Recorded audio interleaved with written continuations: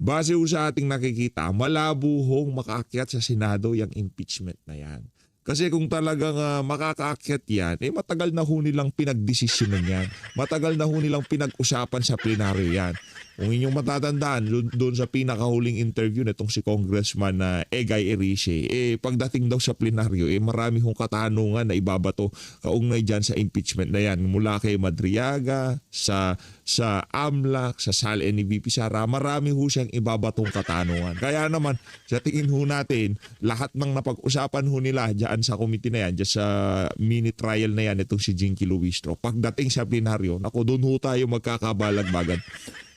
May 4, May 4 ho mga kababayan. Abangan ho natin kung anong mga susunod na kaganapan dyan sa impeachment na yan ni VP Sara. Pero bago ho yung continuation ng mini trial na yan dyan sa Injustice Committee, isang like at isang subscribe. Okay na ho tayo dyan sa mga sumal sa ating community. Yung join button nandyan lang ho sa baba. Rekta na ho tayo sa pagpapatuloy ng kanilang dula-dulaan dyan sa Injustice Committee nitong si Jinky Luistro. Good. Okay. Yan po yung video. Si Pinatutuhanan nyo Barbidal ba yun, na Barbidal. yan yung inyong inimbestigahan? Yes, kasama po sa conduct of investigation and an ongoing investigation po. Yeah. Okay. Maraming salamat po. Welcome. Chair. Next. Madam Chair. The Honorable Ko. But before Ganyan lang ho yung itsura niyan pero mayaman ho yung si Bernadette Barbers na yan. Ganyan lang ho itsura niyan pero mayaman. Maraming pera ho yan. Honorable Ko, In reference to the few manifestation. follow-up question lang from the Honorable Chua. Got it, Madam Chair. Just a brief manifestation, Madam Chair. Madam Chair, alam po ninyo yung designated survivor, no? Gusto ko lang i-emphasize na hindi po natin po pwedeng baliwalain ito. Yan. Baliwala Kasi sa Amerika po o sa ibang bansa, ito pong tinatawag nating designated survivor ay ito po ay protocol sa US government. Ito po ay inakma dun sa isang makikita po natin yung konsepto nito dun po sa isang TV series sa Amerika, yung designated survivor. So ang ibig sabihin po nito, Madam Chair, doon po sa Amerika, pagka meron pong isang malaking pagtitipon kung saan nandoon lahat ang mga top brass o lahat ng mga matataas na opisyal ng gobyerno mula presidente, vice-presidente, mga cabinet secretary, senador, mga congressman. Kumbaga, ikukumpara po natin dito sa ating present setup. Ito po yung tinatawag nating SONA. Sa Amerika po, mayroon pong isang opisyal ng gobyerno na sineseparate nila o hindi nila pina-attend doon sa pagtitipon na yon ng kagaya ng SONA. Yun ang tinatawag nilang designated survivor. Ang purpose po nun, Ano? in the event na may mangyari, halimbawa po, nagkaroon po ng catastrophic event, nagkaroon ng matinding lindol, nagkaroon ng matinding halimbawa o binomba yung isang lugar kung saan nandoon lahat ang mga matataas na opisyal ng gobyerno. Meron pong isang matitira, yung designated survivor, siya po ang tatayo o hahaliling presidente ng bansa. Yun po yung ibig sabihin ng designated survivor. Ngayon, ang tanong ko po, bakit po ito binabanggit ng ating vice-presidente? Meron po ba siyang alam na masamang mangyayari nung panahon na yon? O may alam ba ang ating vice-presidente na mangyayari kaya ayaw po niyang dumalo sa SONA? So ito po yung mga katanungan na hindi po natin dapat binabaliwala. So yun lang po, Madam Chair. Madam Chair. Before we proceed, our parliamentary Pambihira naman, pati pa naman yung hindi pagdalo sa SONA. Nitong si VP Sara, ginagawa niyong big deal, mga walang hiya talaga kayo. Diba, kung ayaw dumalo sa SONA ni VP Sara, simple lang yan. Dahil ang papangit nyo, ayaw niya kayong makita dyan sa House of Representatives, diba? Kontakin nyo mga kababayan, sasalubong sa inyo dyan si Bernadette Barbers, si Jinky Luistro. Di ba, wag na lang. Magkape na lang siya sa Davao, wag na siya magpunta dyan. Sasalubong pa sa iyo si ano pangalan to, si Joel Chua. Benny Abante, by the way, malapit na naman ho ang susunod na sona nitong Singagba. Ano na naman ho kayang sasabihin nitong mama na to? Inaabangan ho ng ating mga kababayan kung ano ng development doon sa kanyang mga tinuran doon sa huli niyang sona na mahiya naman kayo. Ano na yung development? Ano ng mga progress sa pagpapanagot doon sa mga mastermind, sa mga maanumalyang flood control project? Yun ang problema natin dito. Meron pa ba? Kasi nagdaan ng Pasko, sabi niya maraming walang Merry Christmas. Diba? Maraming magpapasko sa kulungan. Hindi nangyari. Natapos na Semana Santa. Diba? Nagkaroon na ng linggo ng pagkabuhay. Pambira mo pa hanggang sa ngayong mga panahon na to, yung big fish ho nila, yung mag-asawang Diskaya. Pambihira. Status, we are conducting the clarificatory hearing for the allegations of threat and destabilization acts.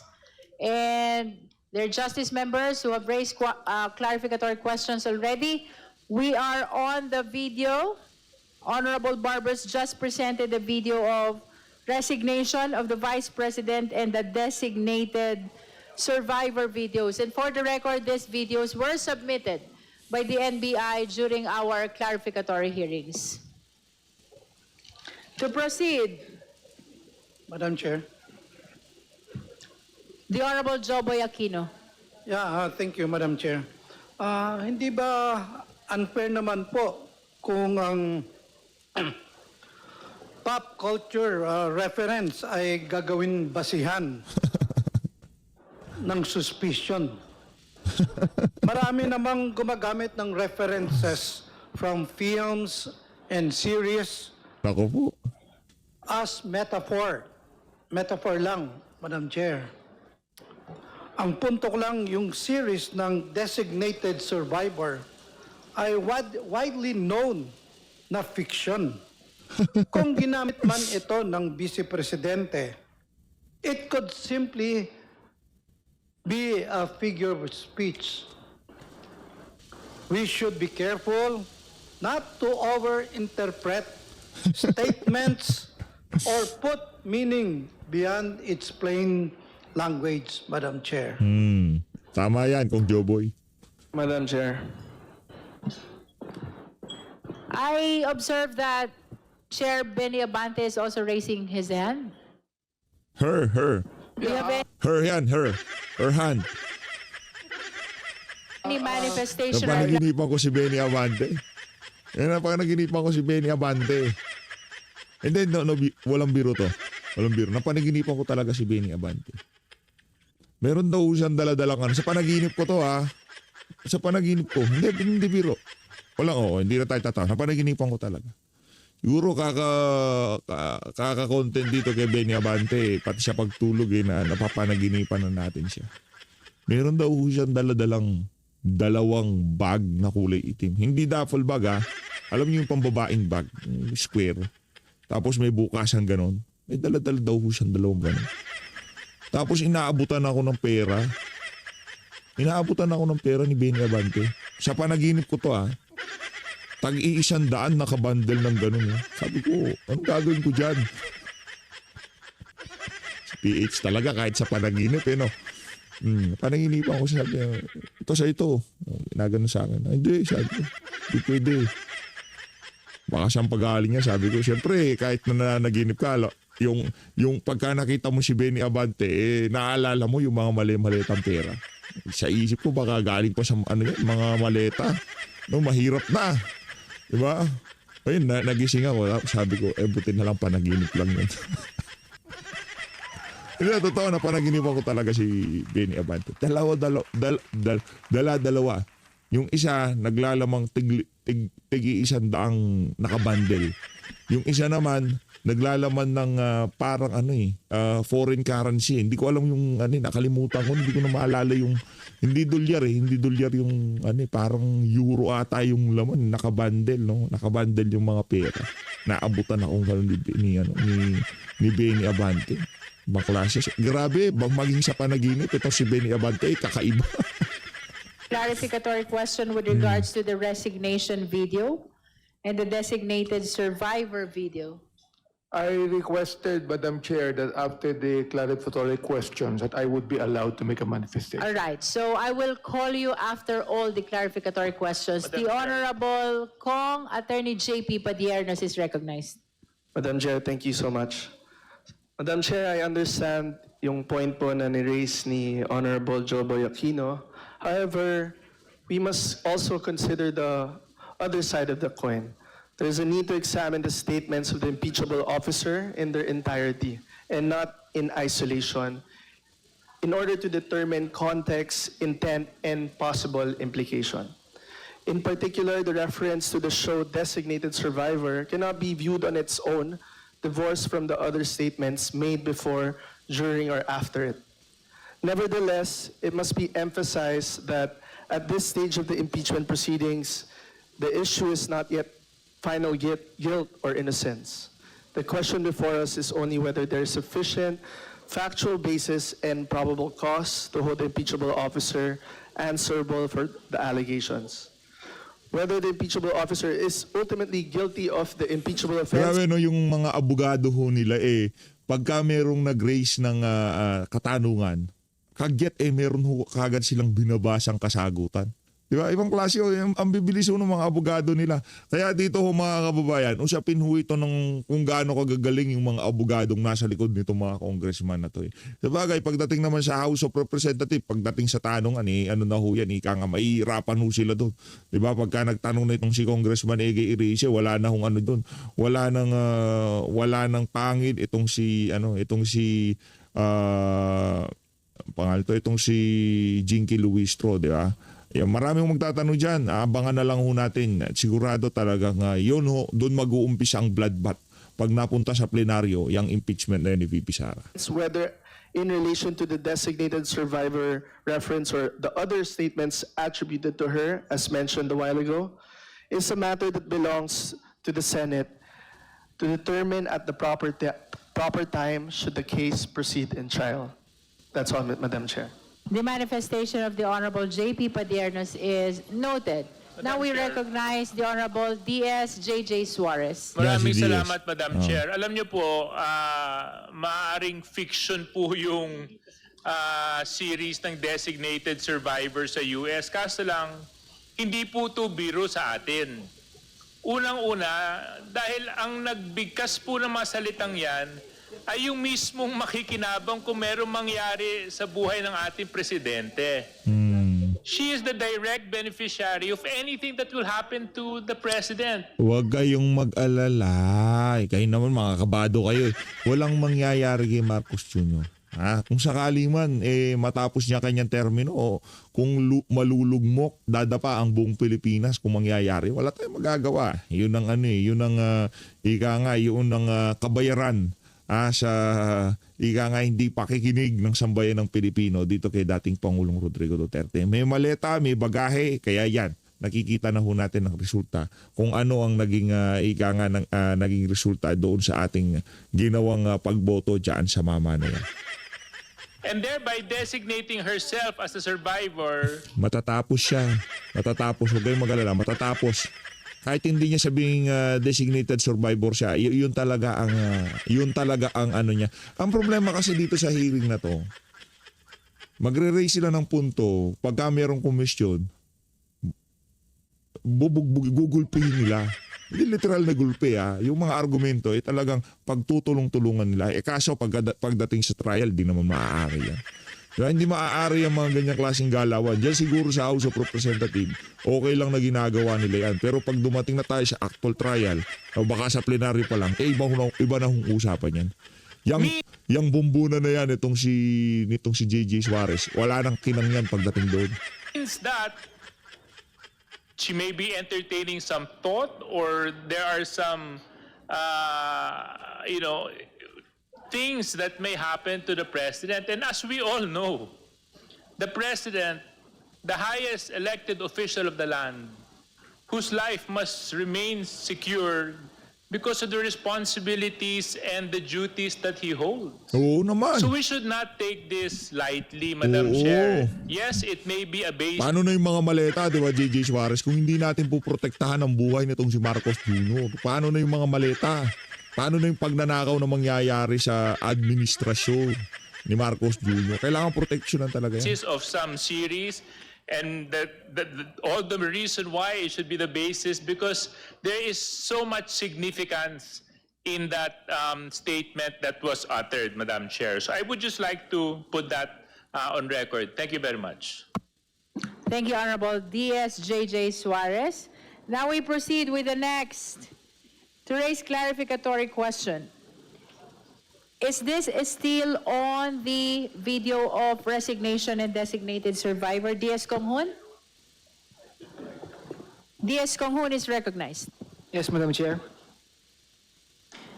Thank you, Madam Chair. May I ask clarificatory questions lang po para sa NBI? Si Konghun.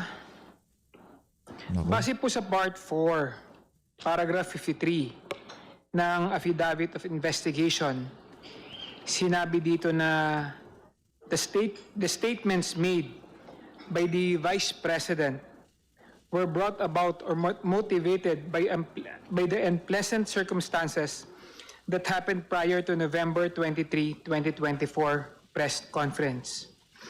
She imagined the cutting of the president. Ano yan? Gawa ho ng abogado ni abogado nila dyan sa House of Representatives. Nakatoka siguro sa kanya yan. Nakatoka sa kanya. Head. She further claimed that her name was marred by Speaker Martin Romualdez, First Lady Lisa Marcos Araneta, and President Ferdinand Marcos Jr. Kinukumpirma niyo po ba ito? Yes, Your Honor.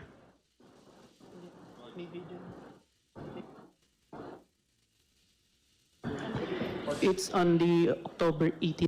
Ito mga taga-NBI na to, bata pa lang. Oh. Mga babata ho nila. Oh. Good luck na lang sa magiging karera nyo. Nagpapagamit kayo sa mga ganyang klaseng politika. Oh, good luck na lang, good luck. Sa bagay, kung kumpasa naman kayo nitong si Melvin Matibay, wala naman kayo magagawa kasi trabaho nyo nga naman talaga yan. No? Kung di naman kayo susunod, hahanap siya ng kapalit. Literal na kapalit sa pwesto nyo. Individual that was also authenticated, Your Honor. Thank you. Base naman po sa Part 4, Paragraph 54 ng Affidavit of Investigation, sinabi po dito na the convolution of these circumstances will demonstrate that the threat is not a product of temporary fit of anger, but it was deliberately thought out by the Vice President. Kinukumpirma niyo po ba ito? Yes, Your Honor. Walang dating yan. Di kagaya ng huling hearing Madam nila Chair, dyan. Ay trial nila.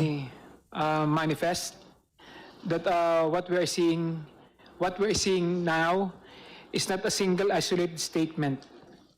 When you put everything together, the resignation as a Deputy Secretary in June 29, 2024, and the self-declaration as the designated survivor in July 11, 2024, the remarks made in October 18, 2024 press conference, the threat to the life of the President, First Lady, and former Speaker of the House in November 23, 2024, and confirming the same on November 26, 2024, it forms a pattern that cannot simply be dismissed as a casual rhetoric.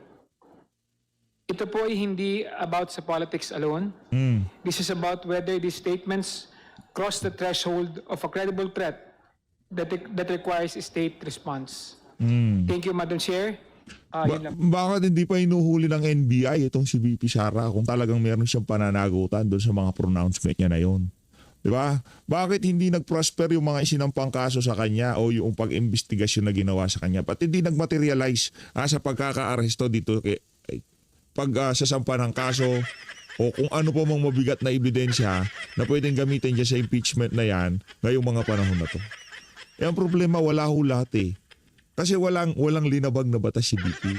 Abogado siya, ikaw nga kung hindi ka naman abogado eh. Banat kayo ng banat siya, karamihan sa inyo dyan, di naman maka-abogado. Oh.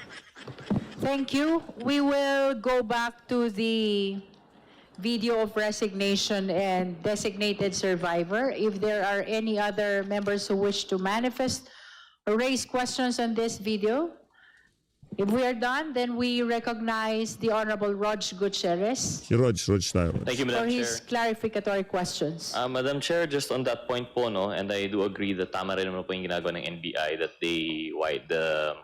in relation to the threat video, they're looking at other videos to provide context.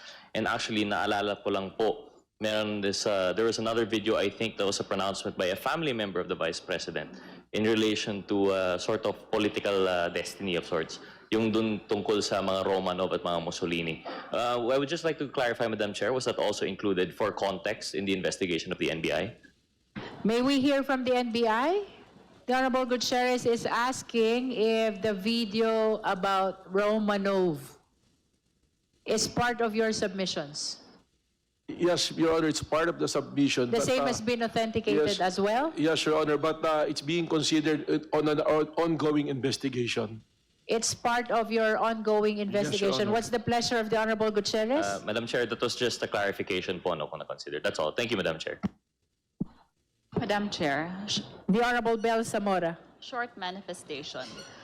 Cross-court history, although we already have traced back why there's a referral on that matter. So, and I tend to agree with the Honorable Zamora that the reason why we're still considering what we're saying that there is an ongoing investigation, because just recently, I think first week of April, there was a rally in Club Filipino when they launched the Rage. Even the name, you'll see it, Rage. So, wherein the Mayor Basti Duterte made reference to kuhain yung ulo ng Pangulong Marcos, ano? And we've noticed a pattern na paulit-ulit, laging sinasabi, kuhain yung ulo. I think there was also a video submitted by... Kuhain ng ulo, ibig sabihin, ang ulo ni Marcos Jr. ang gusto ng sambayan ng Pilipino dito sa issue ng mga maanumalyang flood control. Huwag tayong tatanga-tanga, no? Para hindi tayo pinagtatawanan ng sambayan ng Pilipino. Kasi alam ng sambayan ng Pilipino, hindi mangyayari lahat ng nakawan na yan kung hindi pinahintulutan ng presidente. Kaya ang ulo ni Marcos Jr. ang kailangan ng sambayan ng Pilipino. Ang ulo niya ang dapat makakulong. Yun lang ho yun. Hindi para gurgurin siya. Hindi siya kung ano pa man ikakapahamak niya. Ibig sabihin ng ulo, siya yung ulo ng pinakamalaking kakurakutan na nangyari sa kasaysayan ng Pilipinas. Huwag tayong liniliteral lahat ng bagay. Naku, pagdating sa korte, di tatayo yan. Kasuhan nyo si Mayor Basti Duterte. Tingnan natin kung tatayo yan. Balita ko, hinay-hinay na daw sila ngayong mga panahon na to dahil mga sinasampang kaso sa mga kaalyado nitong si dating Pangulong Rodrigo Duterte, puro akwit. Puro absuelto. No? NBI, which was also being considered in the ongoing investigation that Vice President Sara Duterte also referring to remove the head. You know? And I'd like to make a reference on the earlier statement of Honorable De Lima on the pattern of behavior of the family.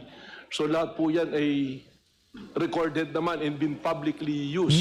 Recorded naman. And Kasuhan nyo na. yun pa po yung isang nagiging challenge sa amin sa NBI because again, just recently when the President Bongbong Marcos was present live in Palayan, Isabela, meron pong isang individual doon sa live na nag-post na barili na yan.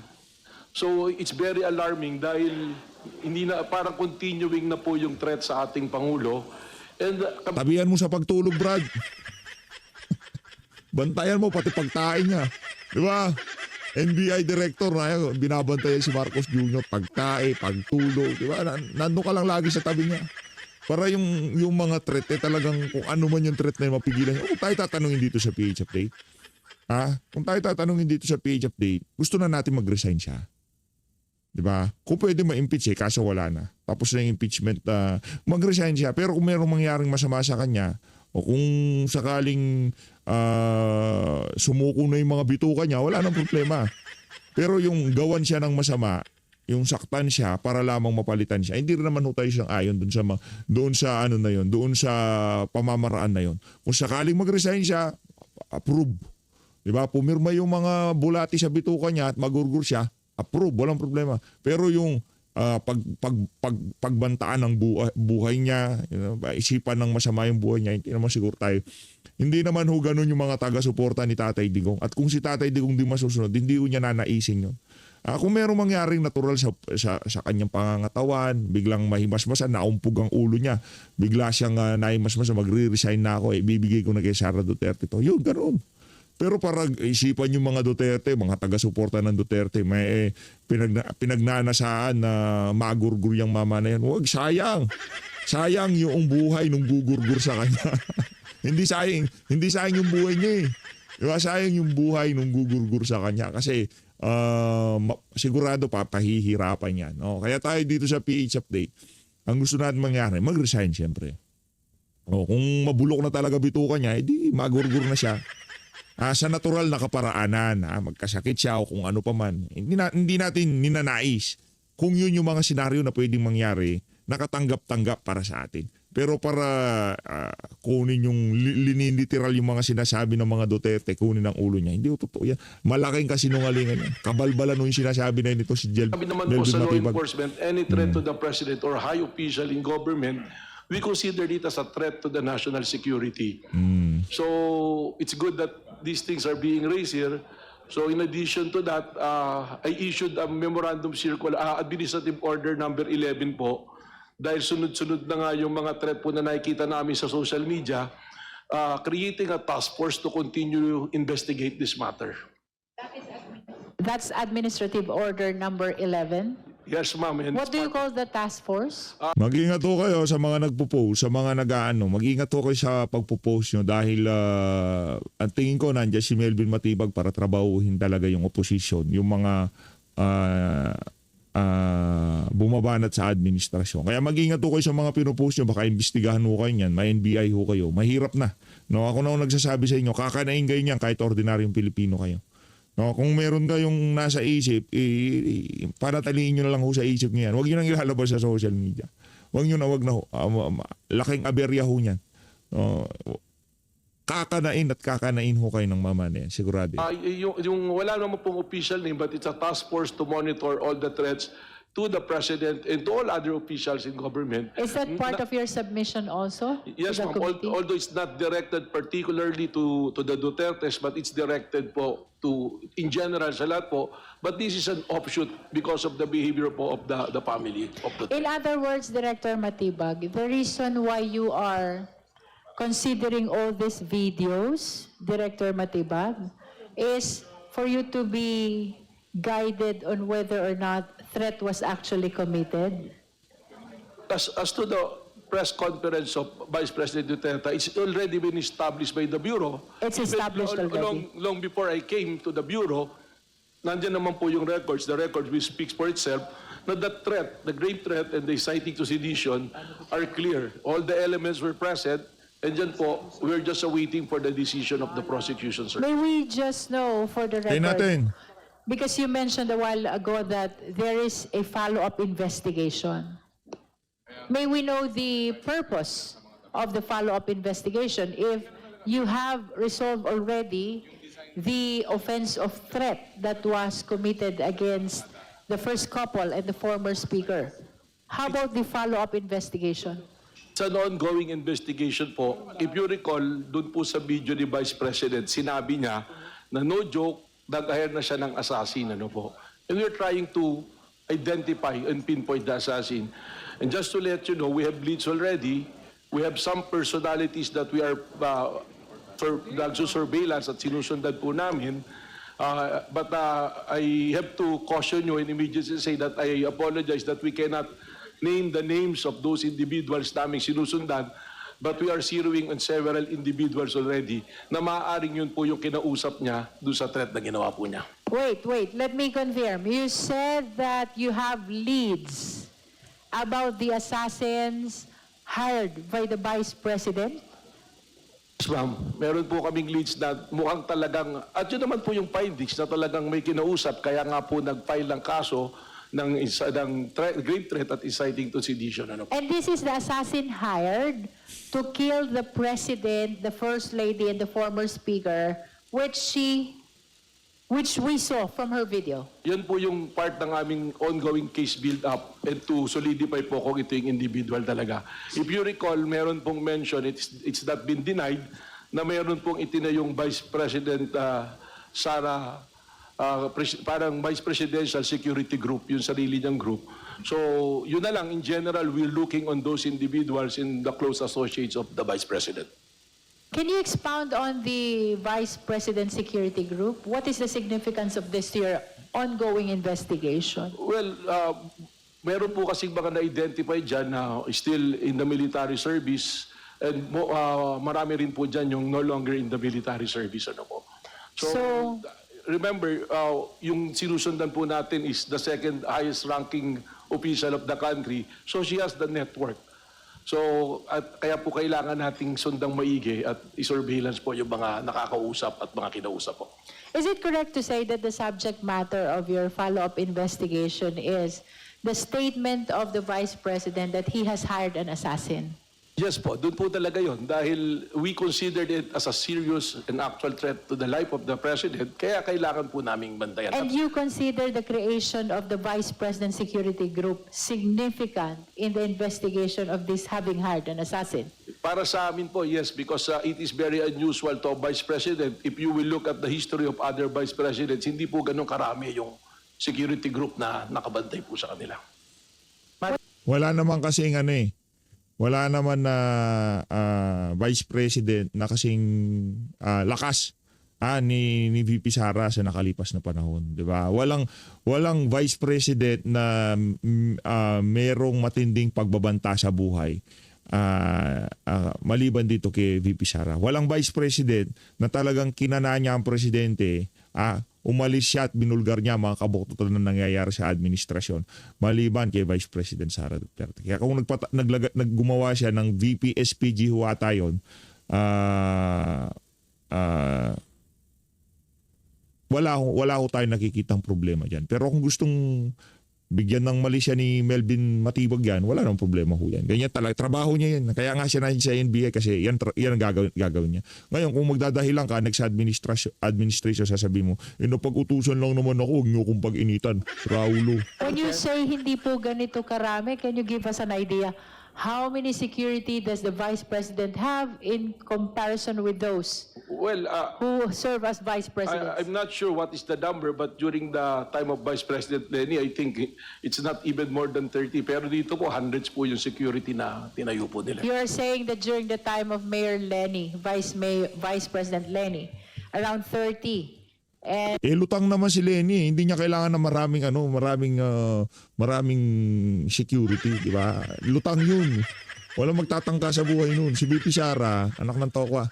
Ngayon pa lang ramdam nyo na presidente siya. Kaya kayo nagkakagulo ng ganyan. Ramdam nyo na presidente siya. That's my recollection. Kanya kayo. during the time of VP Sara, how many?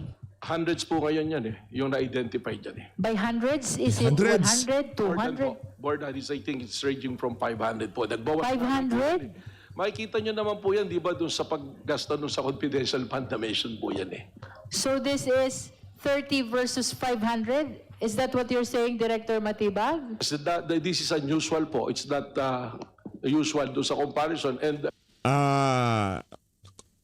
Ano ho yan? Ika nga kung ano man nasabihin ni Melvin Matibag dyan, hindi ho ibig sabihin yan ho ang katotohanan. Okay? Yan ang naratibo. Yan yung nakita pinaka-emphasize nitong si Jinky Luistro, yung mga punto na 500, gaano karami yun siya ganito ganyan, di ba? Yung tipong kailangan nilang ilagay sa limelight o papangitin o siraan talaga si VP Sara diyan sa diyan sa mini trial na yan. we're looking Normal ho yan. Walang mali sa ginagawa nila para sa kanila. Okay? Yang ginagawa nila na yan, kumbaga, yan yung perfect na route para ma-impeach si VP Sara. Pero kung tatanungin ho natin ang ating mga kababayan, malaki yung problema ng ginagawa nila niya. also as far as the other Vice President at that time po. Thank you.